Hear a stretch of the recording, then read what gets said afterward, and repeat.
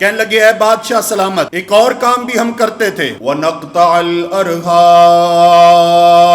ہمیں رشتوں کی پہچان نہیں تھی، ہم تو رشتہ داریوں کو توڑنے والے لوگ تھے۔ جب میرے نبی آئے، میرے پیغمبر نے آ کے رشتوں کا احترام پتہ ہے کیا بتایا؟ رسول اللہ صلی اللہ علیہ وسلم فرماتے ہیں اللہ خالق کائنات نے جب رشتہ داری کو پیدا کیا تو رشتہ داری اللہ تبارک و تعالیٰ کی عرش کا پایا پکڑ کے کھڑی ہو گئی، کہنے لگی اے میرے خالق کائنات، میرے پروردگار عالم، تو نے مجھے پیدا تو کر دیا لیکن لوگ میرا خیال نہیں کریں گے، توڑیں گے مجھے۔ اللہ تبارک و تعالیٰ نے فرمایا اے رشتہ داری، تجھے پتہ نہیں کہ میں نے تجھے کہاں سے پیدا کیا ہے؟ عربی میں رشتہ داری کے لیے جو لفظ استعمال ہوتا ہے وہ ہے رحم، یہ رشتہ داری کو کہا جاتا ہے۔ اللہ نے فرمایا کہ سن، میں نے تجھے رحمان سے نکالا ہے۔ رحمان کس کا نام ہے؟ الرحمن علم القرآن، یعنی رشتہ داری، تیری حیثیت، تیرا مقام، تیری عظمت اتنی ہے کہ جو لفظ میں نے تجھے عطا کیا ہے وہ لفظ میں نے اپنے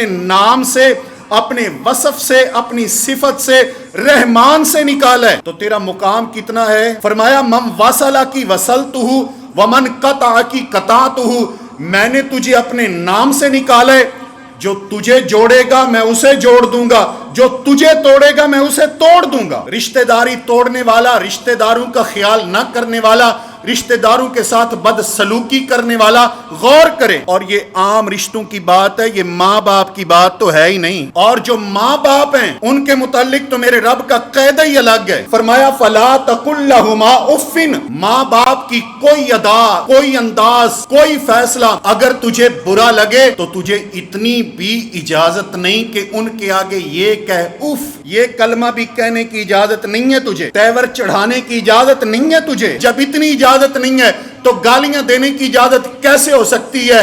دل دکھانے کی اجازت کیسے ہو سکتی ہے؟ برا بھلا کہنے کی اجازت کیسے ہو سکتی ہے؟ لڑنے کی اجازت کیسے ہو سکتی ہے؟ بائیکاٹ کرنے کی اجازت کیسے ہو سکتی ہے؟ اور بیگ اٹھا کر گھر سے بھاگ جانے کی اجازت کیسے ہو سکتی ہے؟ اور نبی پاک صلی اللہ علیہ وآلہ وسلم کی ایک اور حدیث، آپ نے باپ کے متعلق فرمایا کہ سن، جنت کے 8 دروازے ہیں اور ان میں سب سے بڑا اور بہترین اور افضل دروازہ باپ ہے۔ اور میرے پیغمبر نے فرمایا اب تیری مرضی ہے، تو اس دروازے کی حفاظت کر یا اس دروازے کو توڑ، جتنے مرضی روزے رکھو، زکاتیں دو، صدقات کرو، حج کرو، عمرے کرو، لیکن اگر باپ راضی نہیں ہے تو جنت کی طرف دیکھنے کا بھی تصور ختم کر دو، کیونکہ جنت کا دروازہ باپ ہے۔ اگر ماں کی بات آئی تو میرے پیغمبر صلی اللہ علیہ وسلم سے ایک بندہ ہجرت کی اجازت مانگتا ہے، اور ہجرت کیا ہے؟ اللہ تعالیٰ سابقہ تمام گناہوں کو معاف کر دیتا ہے اس بندے کے جو اللہ کی راہ میں ہجرت کرتا ہے۔ جہاد کیا ہے؟ خون کا قطرہ زمین پہ بعد میں گرتے، اللہ بندے کے گناہوں کو پہلے معاف کر دیتا ہے، یہ جہاد ہے۔ اجازت مانگنے آیا، اللہ کے نبی میں نے بھی ہجرت پہ جانا ہے۔ امام کائنات کو علم ہوا